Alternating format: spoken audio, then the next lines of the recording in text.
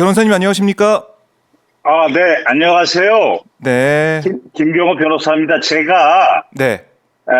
청문회 이후에 약간 몸살 기운이 있어서 아이고. 부득이 네. 전화 인터뷰로 양해를 구한 점, 그 부분은 좀 유감입니다. 네. 아유, 예, 몸이 좀 안 좋으신 것 같은데 지금은 좀 어떠십니까? 회복 중입니다. 회복 중입니까? 예.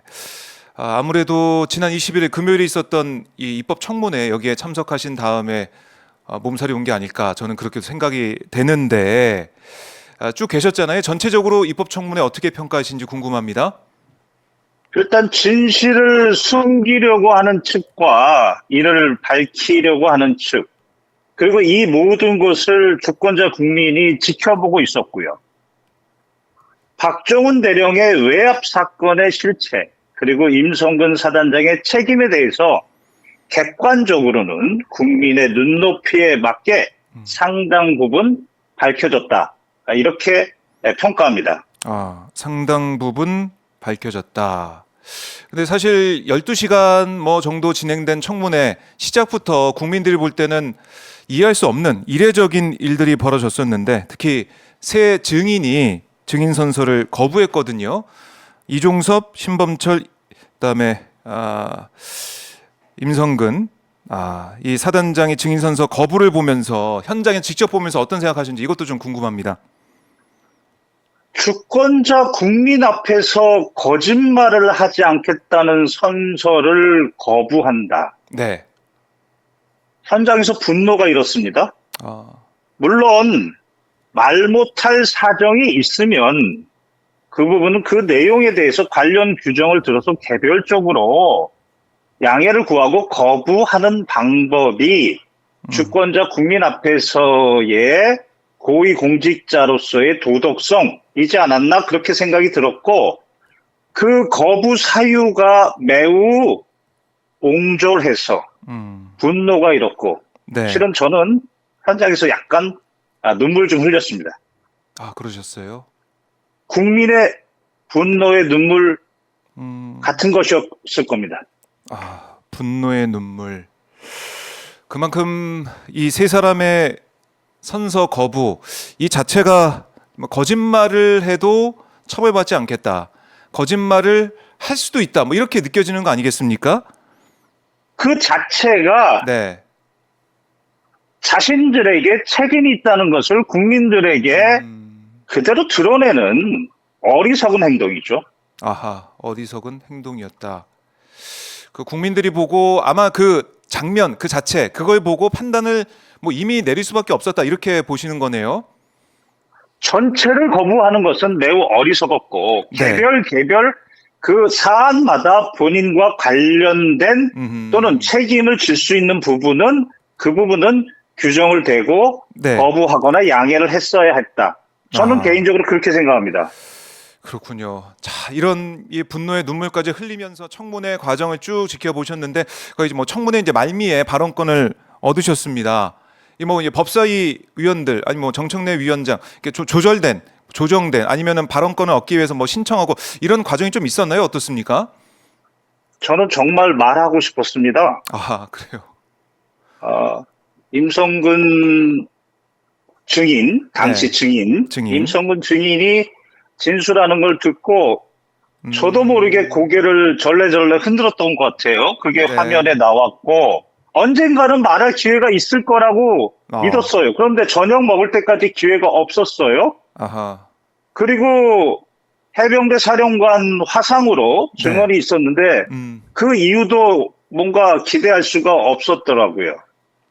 그래서 오전에 이용민 중령을 격려하려고 왔던 박주민 의원, 그분이 주신 명함이 있어가지고 그분한테 문자로 구체적으로 저 이러이러한 이야기를 꼭 하고 싶습니다. 국민들에게 시원하게 하고 싶습니다. 요청을 강하게 했죠. 그랬더니 그게 이루어진 것 같습니다. 가만히 계셨다면은 발언 기회가 없을 수도 있었겠네요. 그러면 만약에 제가 박주민 의원의 전화번호를 몰랐다면 마지막에는 손은 들었을 것 같습니다. 그러나 청문회에서 봤던 국민들께서 시원하게 봤던 그런 모습은 아니었고 예. 손들고 했다면 아마 시간상 쫓겨서 저에게 많은 발언 기회가 없지 않았나 그렇게 생각해 봅니다. 그렇군요. 자, 그래서 아까 저희가 VCR에 보여드린 것처럼 국민들이 정말 속 시원하게 봤던 그 영상, 발언, 그 상황이 만들어졌는데 저희 댓글에도 1분간 변론 정말 대박이었어요. 뭐 이런 의견도 주고 계십니다. 정말 인상적이었는데 발언권 얻으신 다음에 임성근 전 사단장 증언 가운데 어떤 점을 이렇게 바로잡고 싶으셨는지 어떤 마음으로 발언대에 서셨는지 궁금합니다.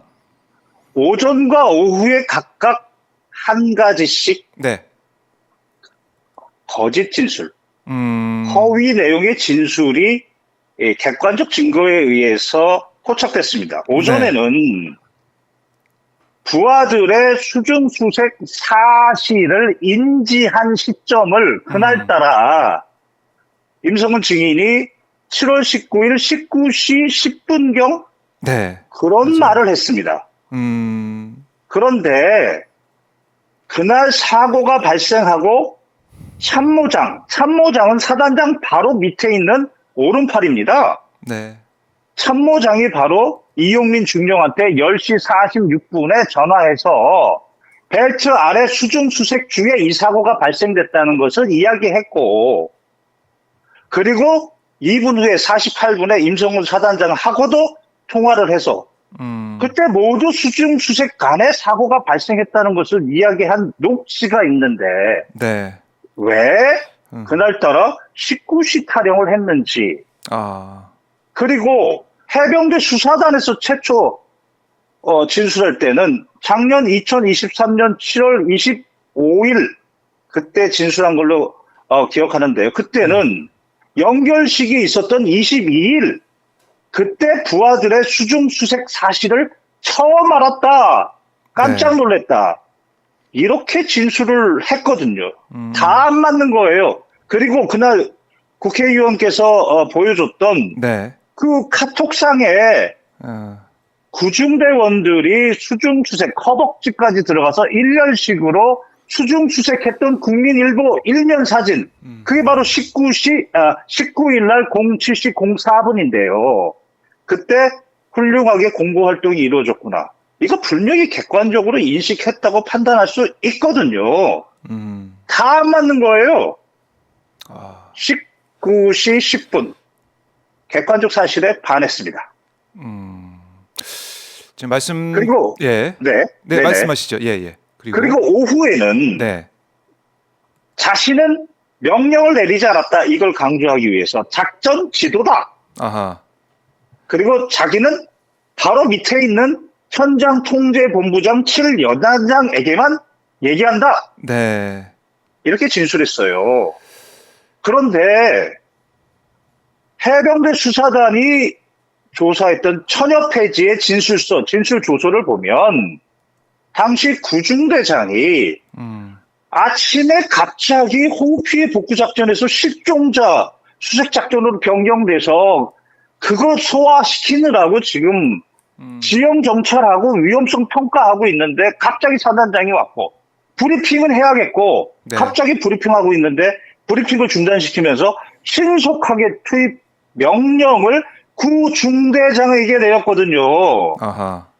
신속 투입 명령을 해서 바로 국민일보 일면 바로 허벅지 그 사진이 나오게 해놓고 명령 내려놓고 그거를 지도라고 얘기하고, 그리고 구중대장한테 명령 내려놓고 7여단장의 관계에서만 지도했다. 너무나 뻔뻔스럽게 거짓말을 하고 있었죠. 그래서 너무 분노에 아마 고개 절레절레 짓을 했던 모양입니다. 네. 그래서 발언 기회 얻어서 이 부분을 조목조목 설명을 하고 또 임성근 사단장의 여러 가지 이제 발언에 또 반박을 하는 모습, 이게 많은 국민들이 보면서 속 시원하다. 그리고 진실을 알려서 고맙다. 이런 말씀 많이 하시는 것 같아요. 그러니까 이 지휘, 지도, 저는 글쎄 이걸 가지고 현장에 있던 우리 장병들 또 현장에 있던 현장 간부들 지휘인지 지도인지 이거를 생각하면서 작전에 들어갔다, 수색을 했다. 참 이 말을 보면서도 글쎄요, 좀 말장난처럼 느껴지기도 하고 그랬습니다. 어떻게 들으셨습니까? 지휘 지도? 말장난입니다. 말장난이다. 당시 실종자 수색 작전의 의사 전달 체계를 카톡으로 했고요. 네. 호봉대원 전체가. 그 카톡, 우리 박정훈 대령이 수사해놨던 그 카톡을 보면 거기에 사단장 지시사항, 사단장 강조사항으로 모두 전파됐지. 네. 사단장 작전 지도 이렇게 전파되지 않았습니다. 그렇네요. 카톡 내용을 보면 임성근 전 사단장의 발언이 얼마나 맞지 않는 얘기인가라는 알 수 있다. 이런 말씀이신데, 그럼 결국 이 최혜병 순직과 관련해서 누구의 책임이 가장 크다고 우리 변호사께서는 보십니까?